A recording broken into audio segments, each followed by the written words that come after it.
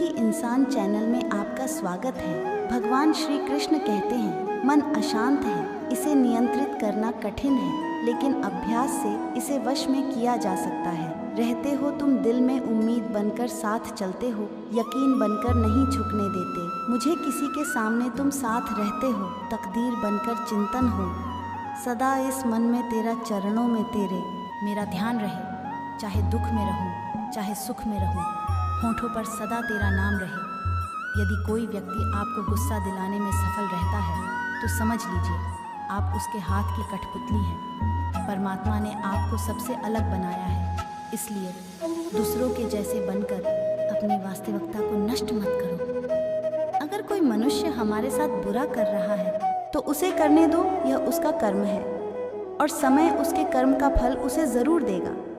लेकिन हमें कभी भी किसी के साथ बुरा नहीं करना चाहिए, क्योंकि यही हमारा धर्म है। जिस प्रकार श्री कृष्ण जी का सुदर्शन चक्र चलता है, उसी प्रकार समय का चक्र भी चलता है। बिना विचलित हुए बस अपने लक्ष्य की ओर ध्यान दें और कर्म करते चले जाएं। मन अशांत हो तो उसे नियंत्रित करना कठिन है, लेकिन अभ्यास से उसे वश में किया जा सकता है। मरने के लिए ही तो आए हो, इस संसार में बच कैसे सकते हो?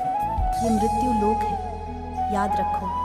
जब तक जिंदा हो श्री कृष्ण से प्रेम कर तो लो।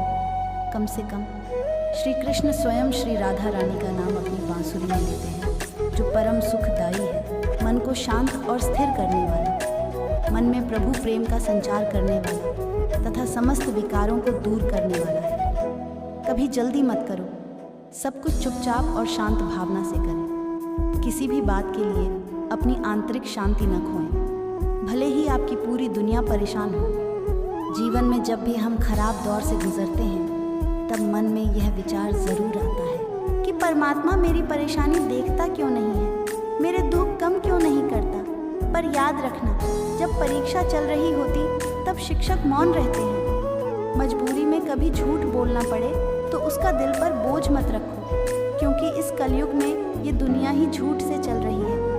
बस इतना ख्याल रखना मेरे दोस्त, आपका झूठ किसी निर्दोष इंसान को नुकसान न पहुंचाए। कोई व्यक्ति कितना भी खास क्यों ना हो, उसे एक पल में त्यागने की क्षमता तुम में अवश्य होनी चाहिए। अपने पापों के फल से तो गंगा पुत्र भीष्म भी ना बच पाए, और तुम सोचते हो कि केवल गंगा नहाने से तुम्हारे पाप धुल जाएंगे।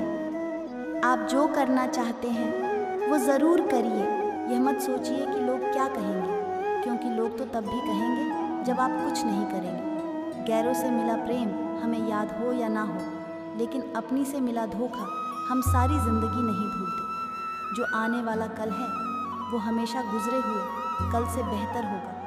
यही एक सोच आपको जीवन में कभी निराश नहीं होने देगी। जीवन में समय से अधिक महत्वपूर्ण कोई नहीं होता। समय ठीक हो तब सब अपने बन जाते हैं, पर समय खराब हो तो अपने भी पराये हो जाते हैं। जब तक इस शरीर का अस्तित्व है तब तक मनुष्य को परमात्मा के आनंद के अलावा किसी दूसरे आनंद का चिंतन नहीं करना चाहिए। कृष्ण भावनामृत का अभ्यास करने से यह अवस्था सहज ही प्राप्त की जा सकती है। जीवन में समय से अधिक महत्वपूर्ण कोई नहीं होता। समय ठीक हो तब सब अपने बन जाते हैं, पर समय खराब हो तो अपने भी पराये हो जाते हैं। कर्मा कहता है, तुम मुझ पर भरोसा करो, मैं लौट कर ज़रूर आऊँगा और आपके जीवन में एक समय ऐसा लाऊंगा जब कुछ लोग पछताएंगे कि उन्होंने आपके साथ धोखा और गलत क्यों किया। बंधन रिश्तों का नहीं, एहसासों का होता है। जहाँ एहसास खत्म वहाँ रिश्ता खत्म। जय श्री राधा कृष्ण। मन की पीड़ा का कोई अंत नहीं और इसके लिए दूसरों को कोसने से कोई लाभ भी नहीं। इसका सबसे सरल उपाय है कि अपने मन को ईश्वर को समर्पित कर दो। ईश्वर के साथ जुड़ते ही जीवन में खुशियों का, सुकून का, संयम का, सहन शक्ति का, प्रेम का, नई ऊर्जा का, जीवन के सही राह का, संतुष्टि का आरंभ ज़रूर हो जाता है। और हम मन की पीड़ा से कैसे मुक्त हो जाते पता भी नहीं चलता। पुराने समय में एक बहुत धनवान सेठ था। सेठ के पास बहुत धन संपत्ति थी, लेकिन उसका मन बहुत अशांत था। एक दिन वह अपने नगर के प्रसिद्ध संत के पास गया। सेठ ने संत से कहा कि महाराज, मैं बहुत धनी हूँ, लेकिन मुझे शांति नहीं मिल रही। कोई ऐसा उपाय बताए जिससे मेरा मन शांत हो जाए। संत ने सेठ से कहा कि वत्स, कुछ दिन तुम मेरे साथ रहो, मैं जैसा करूं तुम देखते रहना, तुम्हें मन की शांति पाने का उपाय मिल जाएगा। सेठ इस बात के लिए राजी हो गया। अगले दिन संत ने सेठ को दिन भर धूप में बैठाकर रखा और खुद अपनी कुटिया में आराम करने चले गए। सेठ गर्मी की वजह से बेहाल हो गया, लेकिन कुछ बोला नहीं। दूसरे दिन संत ने सेठ का खाना नहीं दिया और उसके सामने बैठकर स्वादिष्ट पकवान खाए। सेठ दूसरे दिन भी चुप ही रहा। तीसरे दिन सेठ को गुस्सा आ गया और वह उठकर जाने लगा। संत ने सेठ से पूछा कि क्या तुम्हें शांति पाने का उपाय मिल गया?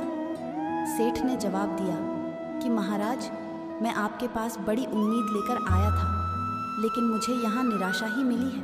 संत ने कहा कि मैंने तुम्हें शांति पाने का रास्ता तो बता दिया है। पहले दिन जब तुम दिन भर धूप में बैठे थे और मैं कुटिया में आराम कर रहा था, तब मैंने तुम्हें ये बताया कि मेरी छाया तुम्हारे काम नहीं आएगी। दूसरे दिन तुम्हें खाना नहीं दिया और तुम्हारे सामने बैठकर मैंने स्वादिष्ट पकवान खाए। तब मैंने तुम्हें ये बताया कि मेरे खाने से तुम्हें लाभ नहीं होगा और मेरी साधना से तुम्हें सिद्धि नहीं मिलेगी। ठीक इसी तरह शांति भी तुम्हें अपनी मेहनत और प्रयासों से प्राप्त करनी होगी। मैं तुम्हारे मन को शांत नहीं कर सकता, इसके लिए तुम्हें खुद की शांति देने वाला काम करना होगा। ये बातें सुनकर सेठ को समझ आ गया है कि मन शांति के लिए उसे खुद अच्छे काम करना होंगे। इस कहानी से हमें यह सीख मिलता है कि हमें मन को शांत करने के लिए खुद को बदलना पड़ेगा। अगर हमें खुद बदल जाएंगे तो हमारा मन भी शांत हो जाएगा। इस वीडियो में इतना ही। मिलते हैं एक और ज्ञानकारी वीडियो के साथ। तब तक के लिए धन्यवाद।